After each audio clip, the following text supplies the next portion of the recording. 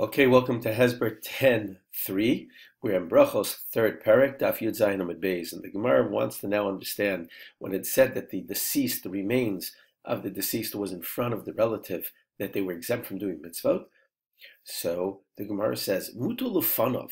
If the remains are in front of the person, ain, they are exempt from doing positive mitzvot in the Torah, tefillin, tefillah, shema. Vishe'eni mutu lefanov. But if the remains are not in front of the relative, well, they're not exempt and they have to do all the mitzvah. That's what it seems. It seems to be pretty straightforward.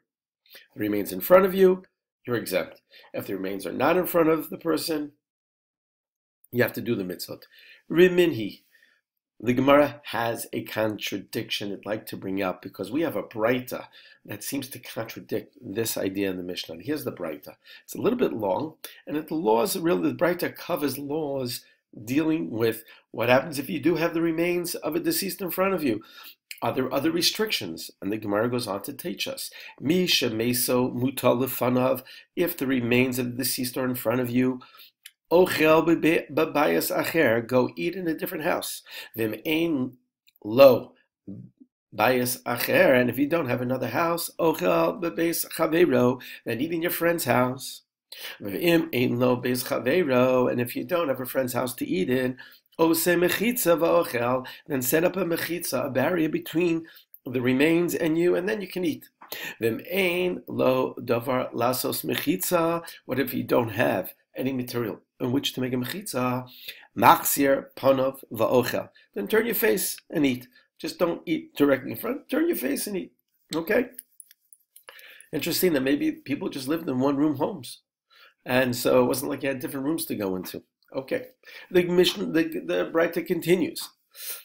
Ve'eni meiseh va'ochel. Don't recline and eat in front of the remains. Ve'eni ochel basar ve'enu shosei yayin. And if the remains are in front of you, you should not be eating meat and you should not be drinking wine. Those are all things that gladden you. And when you come to recline, it seems like, it's a very relaxed, you're making like it's a very relaxed environment. Yet, someone just passed away. One of your close relatives. It's not appropriate to be reclining, not appropriate to eat meat, and not appropriate to drink wine. Ve'eni mevarach.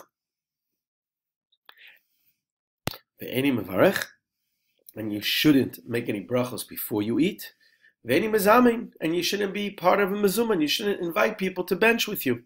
And we go on to the next page, Daf Yud Chet, Amud Aleph, and the Braita continues. Ve'en mevarchen alav, and people shouldn't make a bracha for you to be yotze you. Ve'en mezamin alav, and people shouldn't include you in the mezuman. Upater, and one is exempt. Mikriyat Shema min hatfila min hatfilin umikol mitzvos amur b'Torah, and a person is exempt, just like the Mishnah said, from Kriyat Shema, from tefillah, from davening Shemona Esrei, from tefillin, umikol mitzvos amur b'Torah, and all positive mitzvos in the Torah. Now we have not yet gotten to the contradiction. The Gemara just laid out the Braita, and now it's going to take a side turn for a moment before it gets to its question.